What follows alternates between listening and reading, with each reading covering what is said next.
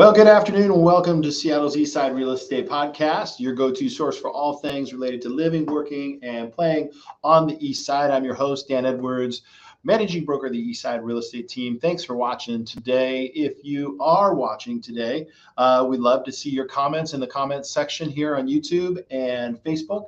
Also, too, you can subscribe and smash the subscribe right over here, this guy right there. Hit that subscribe. That way you get alerted when all of our future podcasts are going on. And you can definitely listen to this while you're taking care of mowing the lawn on the weekends. You can use our podcasts through Google Podcasts, Apple Podcasts, Spotify, and there's countless others. So subscribe and hear my sultry tones while you're taking care of the garbage maybe, or trimming the bushes or whatever it is. That'd be pretty fun. Anyhow, we've got a great show for you today. And we're always looking for folks who want to share their businesses on the East Side. So if you are an East Side business and you're proud of what you're doing, please reach out to the East Side Real Estate Team. You can just email Dan at the eastsiderealestateteam.com and we will get you featured on this podcast. All right. Let's get started with our Real Talk segment. So our Real Talk segment, we are talking about renting or selling your house. So there's a lot of people that are getting ready to go ahead and make a transition. And it may be moving to a bigger house. It may be moving across country. It may be moving across town. But they kind of want to know what they should do with their existing house. Does it make financial sense to perhaps rent it, or does it make more sense to just sell it? And the short answer is it really depends. Depends on a lot of things. But let's talk about this. What are the options when it comes to moving into another house? What our options are available? There's actually four. The one is to sell. Two is a rent, a long-term rent. Three is a short-term rent. And then four is a fully furnished rent for medical professionals. So those are four different things that you can do. And they all come with some challenges. So let's start with the sell. Well, a lot of people are talking about how the housing market is stagnated and there's just nobody out there buying. There's record high interest rates. And I have to say, as somebody who just last week, the team listed several homes and we're already in contract, the reality may differ from what you're hearing on the news. I know that sounds really weird, but your reality may differ from what you're hearing on the news. So selling a property may be the right choice, and it really does depend on what you're going to do with that equity, right? Or do you plan on transferring that equity into your new future house? Do you actually need and he can share with you about some ideas in the event that you wanted to try and keep your home. But the option number two is a rent. So renting a home is great. I highly recommend you, if you don't already, to buy several rental properties. One of the challenges of renting your primary residence out instead of selling it is it may keep you from buying the property that you want. But if you can swing it and it makes sense and you want to do a long-term rental, the two caveats I have for that long-term rental is one, get a property manager, and two, make it cash flow. If the property is not cash flowing and you don't have a property manager, it means you become what we call a reluctant landlord. And I know that it could be that you can do everything. And I love that about many people. Matter of fact, my grandfather self-managed all of his properties. And I bet they could have done a lot less stress had not doing that, because you are the one that has to show up and fix the hot water tank. You are the one that has to fix the heat when it's gone. You are the one that has to patch the ceiling or the walls when the new renters go out. So self-management can kind of suck. The cool thing about having somebody help you manage that home is they stand in the gap for you and take the liability. They know their rights, your rights rather, and they know their tenants' rights. So they can guide you and advise you for a fraction of the profits. It's really fairly reasonable. So next comes short-term rentals. These are extremely popular because it creates a higher level of cash flow. Certainly, I would say the biggest challenge of short-term rentals, and we're talking Airbnb, HomeAway, I call it VRBO, but people call it Verbo. I don't know. I always called it VRBO. vacation rental by owner, VRBO. But every 3 to 4 days, you actually have to get in there and do the cleaning of the house. You have to deal with something that's broken, items that are missing, plates, cups, glasses, coffee makers, wine keys. Don't forget the wine keys. People want to have wine, and if there's no wine key, how do they open their bottle of wine? So there's a lot to it. But here's the thing, is an industry has sprung up of what we call super hosts that you can hire to do that. So I can put you in touch. We've actually had one on our podcast in the past that if you are interested, just give us a call and we will connect you with our super host. And then the last one is new to me, and I don't quite know how it works, but I do know it's more of a periodic tenancy, meaning 3 months, 4 months, 6 months at a time. And these are traveling nurses. A lot of the times they come into the area, they need a place fully furnished, and they need to be there for a time. And they actually, the organizations that hire them pay for that, those accommodations. Generally speaking, it's going to be much higher than a renter, a long-term renter, maybe lower than a seasonal Airbnb renter. So as you traverse the options available to you, the Eastside real estate team and myself are here to help you determine what would be the most profitable and equitable use of your equity in your house. Sell the home, rent the home, short-term rent the home, or rent as medical professionals. Those could be your options. I would love to talk more about your decision and help guide you in that direction. So if you're interested, reach out to the Eastside real estate team. All right. Like I said, we're looking for future guests. Here's our commercial before we get to our mortgage moment. Our commercial is from one of our past guests. So if you want to be a past guest, this is what you get. So come back after our short break. We're going to welcome Tucker back on the show. The pest stops here. Green City Pest Control is your full-service pest solution for all your pest control needs. With an owner with 32 years experience, a board-certified entomologist, and rodent specialist, we do it all. Bats to rats, crawl space, or attic. Call us and we will resolve your problem. 425-413-9700.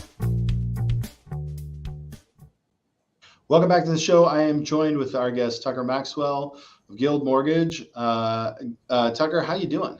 I'm doing well, Dan. Thanks. How are you? We took a little break here. I myself took a vacation. How about you? What have you been up to? Just enjoying the Pacific Northwest, getting outside. I actually ran Ragnar this past weekend. So I did the Northwest Passage, about 200-ish miles from Blaine, Washington to Langley, Washington on Whidbey Island.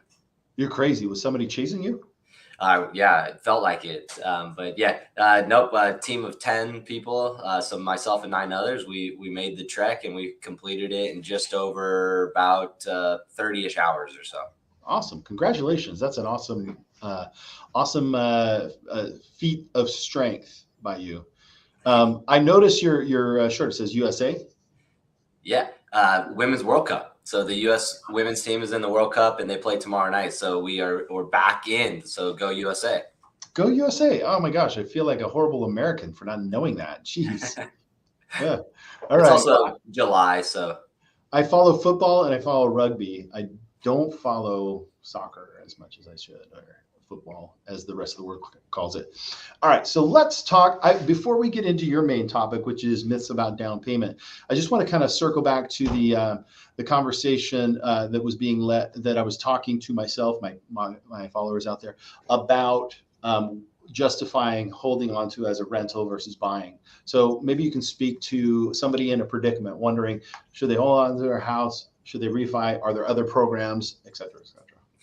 Yeah, and this dovetails perfectly with the conversation. And so the idea of keeping the home and turning it into a rental is a fantastic idea. And what I always talk about when anybody comes to me and they're thinking about buying their next property and they currently own a home, the first thing I do is say, can we qualify for the new home without selling that home? Especially with the interest rates that these people have on these homes, they're probably better than we will ever see again. And so you mentioned cash flow and the opportunity for cash flow. Now is the best time ever to try to convert that existing home, whether it has a mortgage or not, into a rental and have it cash flow. So that's the first thing I say is, do we need to sell? Like, do you have no other funds for down payment, or can we possibly adjust what you were thinking of doing on this new purchase to be able to preserve and keep that home and expand your real estate portfolio? Yeah, if I could interject, what you said there is I love like even if they don't have a mortgage on it, because there's an opportunity there too, right? In order to pull some equity out for a down payment on the other one, is the quickest pathway to wealth is through home ownership. And there are people that do what house hack, right? 7 years in a house and then they move to the next one. I mean, I would challenge the house hack and say, well, why not hold on to that house, move into the new one, especially if that house you moved out of is going to cash flow. And I would say you should come up with a number that you're comfortable with cash flow. My number is 200 to 250 a month cash flow. That's my number. If I can get any piece of real estate that's leveraged in any way and it's streaming me a positive cash flow of 200 to 250, that allows me I'm going to say that builds in reserves, because I have reserves built into that. That's just my positive gains right there is 250 a month. Yep.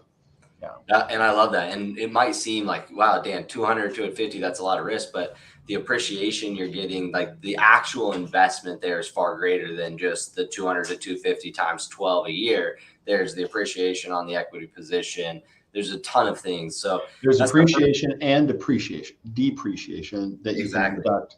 And really, when your 10-year-old you, 10 years now from you will thank you for doing it, because it's not next month. It's not my tax returns. Look at all that.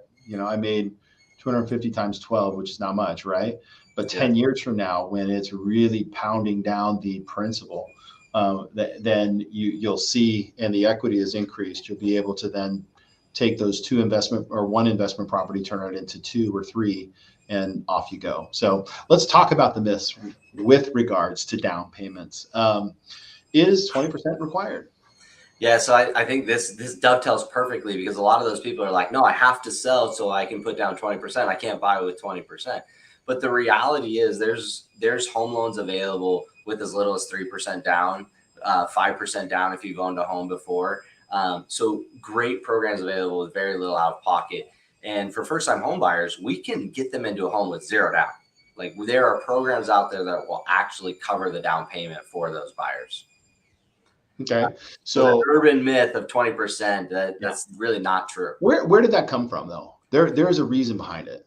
It all stems from private mortgage insurance, and people are really apprehensive. They think mortgage insurance is kind of the end of the world, and mortgage insurance is what protects a lender from a client defaulting. And if we can't sell the home for what we've lended, we need to have some protection there. So as a lending industry, we require across the board that you carry private mortgage insurance until you have 20% equity in the home. So that's where that 20% comes from, because there's a lot of schools of thought, a lot of people out there that say, oh, PMI is bad. Don't pay private mortgage insurance. It's not a good investment.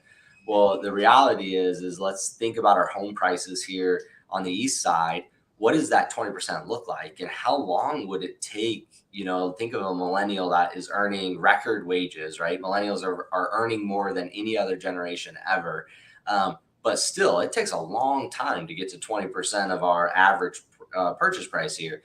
And the longer it takes to get there, that purchase price is going to keep going up. And so you're going after a moving target, when in reality, buy now, pay the private mortgage insurance, and let equity work for you. And you will have far out, done the investment versus trying to save for 20%, because it's a moving target. Most people will never get there. We'll never get there. Yeah. Yep. All right. So then, based on that, what is the minimum required? Yeah. So I kind of gave this away. So conventional programs today, so not even FHA. A lot of people are, don't even want to look at FHA, but Fannie Mae, Freddie Mac, conventional loans now allow somebody to buy with 3% down.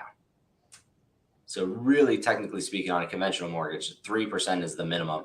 In Washington State, and for folks looking to buy in the Seattle area or the East Side, the Washington State Housing Finance Commission will cover that 3% down payment for you with a little mini loan that you pay off down the road. So really, technically, there isn't a set number. It depends on your scenario that we could even get the 3% requirement waived. Okay. So basically, it depends, but there's options for everybody. Are there some minimum credit score standards? Yeah, so I think that's the other thing that kind of stops people from the buying a home. It's one, they're apprehensive of having enough money. The second thing is what's my credit score need to be? And right now, so specific to each lender, they're going to have minimum requirements, but we go down to as low as 580 credit score, which is really attainable for almost everybody. I mean, if you have any credit, unless you've really damaged it, 580 is a pretty attainable credit score, and then up from there. And so I just thought that's important to note, that if credit is the reason that's holding you back from buying, just start the conversation, because you're probably already there. You probably at least have a 580 credit score. Okay. And so based on this, I know the answer to this, but what steps should a first-time home buyer take to prepare to purchase a home? Yeah, I think it's just having a conversation. So one, it's all about financial literacy. So whoever that resource is for them, whether it's a financial advisor, you as a real estate professional, a lender, get with them and have a conversation, and let a professional that's in the weeds, in the industry, going through this, kind of start asking questions. Tell me about your income. How long have you been employed? How long do you plan to stay in the area? Have you financed anything before? Start having those conversations. And then once you've started to have those conversations, stay in your job. Job security, or job longevity in your job is really important. So keep your job, don't quit, don't bounce around a lot. Save money. Cash is king. So we want to make sure you have money. So the more money you can set aside, even if we don't need it for down payment and cash to close, it helps you develop a habit of having funds on hand should something break in the home, or the things that come along with home ownership. So start saving money, and really just start the dialogue. Have a conversation with a professional. Call me, and we can help them really dive into their scenario and put them on a timeline that says, if once you do X, Y, and Z, you'll be ready to buy. And that should take 30, 60, 90 days. And then we all know in the fall, you'll be ready to buy, and we can have that game plan laid out for them. Okay. So one last thing, we have mentioned that down payment assistance, like zero down.